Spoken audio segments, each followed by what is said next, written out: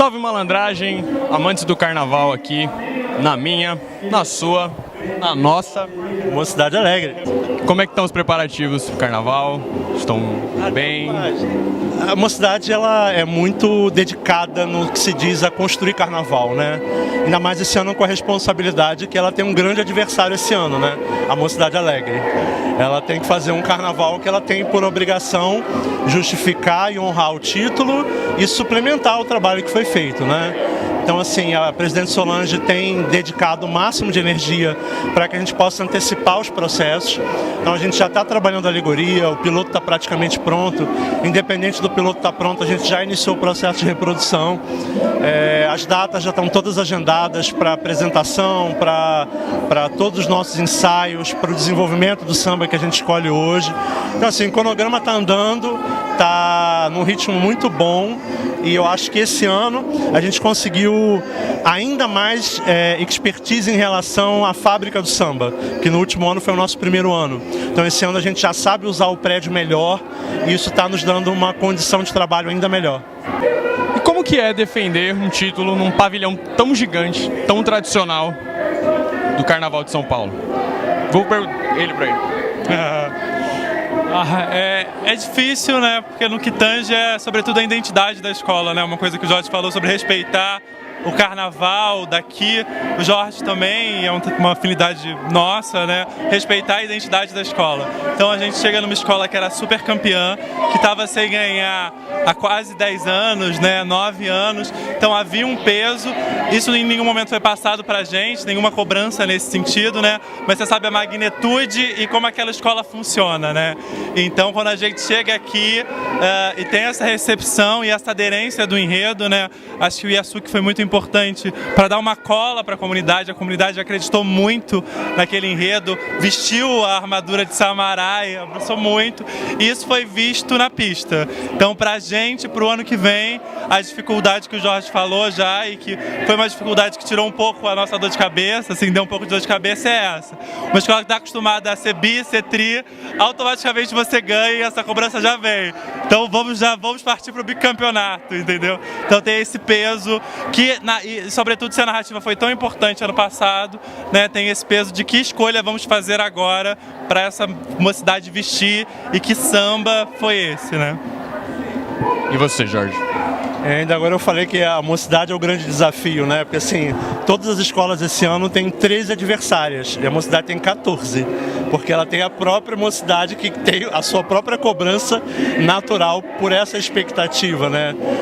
Mas assim, eu tento não pensar muito nisso e tento pensar muito que nós temos uma grande tarefa a fazer para com a comunidade, né? É uma comunidade que nos dá uma entrega gigantesca.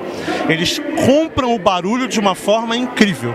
Então a nossa obrigação do lado de cá do projeto é oferecer a fantasia com a melhor qualidade, é oferecer no tempo certo, é fazer as alegorias da forma mais bem acabada, é entregar um produto com a qualidade que eu sei que a nossa galera vai defender na avenida, né? Então acho que a grande responsabilidade é essa, de no nosso trabalho interno do barracão, caprichar além do caprichar para fazer um grande carnaval.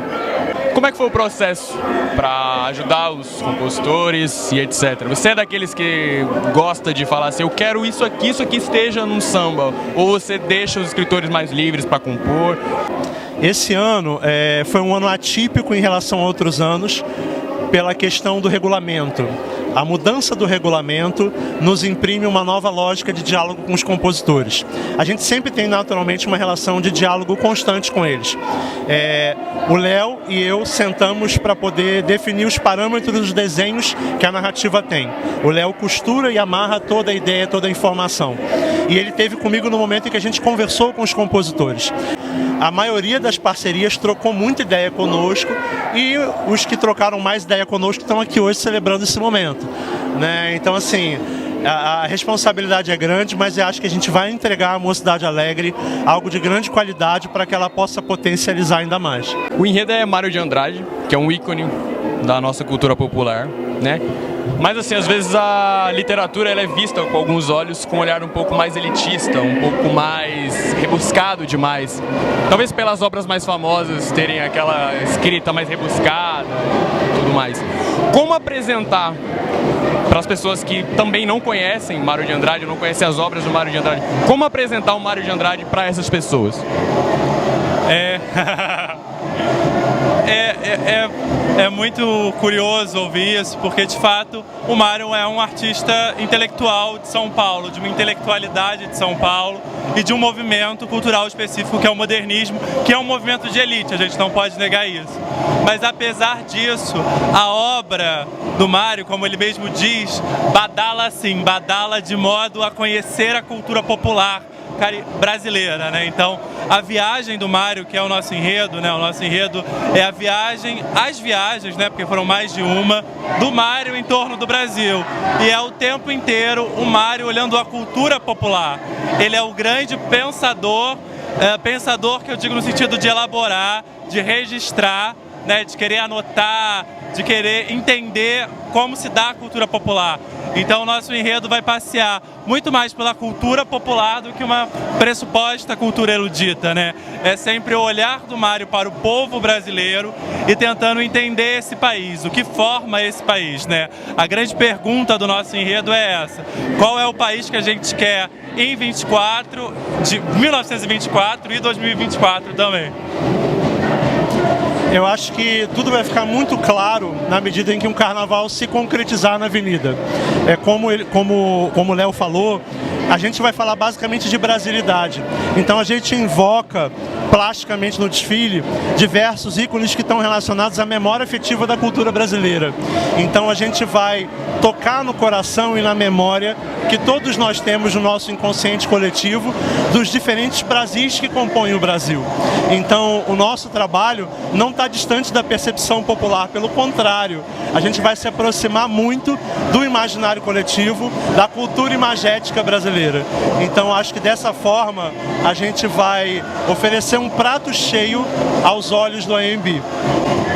Em 1927, o Mário escreveu o Clã Jabuti, que era esse livro que abordava as culturas populares, os ritos populares, né? Essa grande cultura que tem o nosso país. Um cenário hipotético: se o Mário estivesse vivo hoje, o que ele falaria do Carnaval de São Paulo e mais especificamente da Mocidade Alegre? Eu tenho certeza que ele ia dizer que era uma loucura desvairada, maravilhosa, encantadora, da mesma forma como ele se propunha a falar do encantamento dessas manifestações que ele registrou Brasil afora. O Carnaval tem essa potência de encantamento, de desconectar da realidade, embora seja uma realidade concreta e trata da nossa vivência concreta, ela nos conecta com o encantamento. E acho que eu tenho certeza que ele ia pular a arquibancada, adentrar o AMB, como ele festejou o Carnaval em Recife e se embebedou loucamente. Ele, mais uma vez, ele ia identificar a desvairada pauliceia dele no AMB, reinventada, devorada e cuspida novamente na forma de Carnaval. Qual a identidade que vocês querem deixar nesse desfile na Mocidade Alegre? É um momento muito especial para a escola, em que ela está se reencontrando com a alegria de vencer. E acho que isso vai nortear muito o tempo todo o nosso trabalho. Eu sinto no dia a dia do Barracão a escola mais determinada, mais leve, mais engajada. E eu acho que isso é o sentimento que eu quero que se traduza na avenida.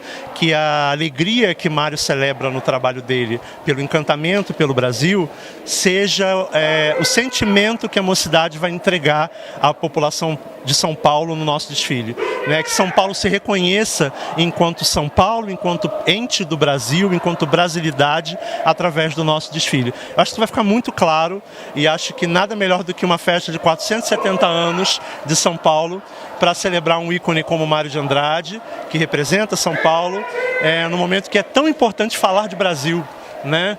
Em que a gente precisa redefinir nosso sentido de civilização, de democracia, de nação, né? E reviver as bases da cultura brasileira, contribuir com um tijolinho nesse processo. E acho que a mocidade vai cumprir o seu papel.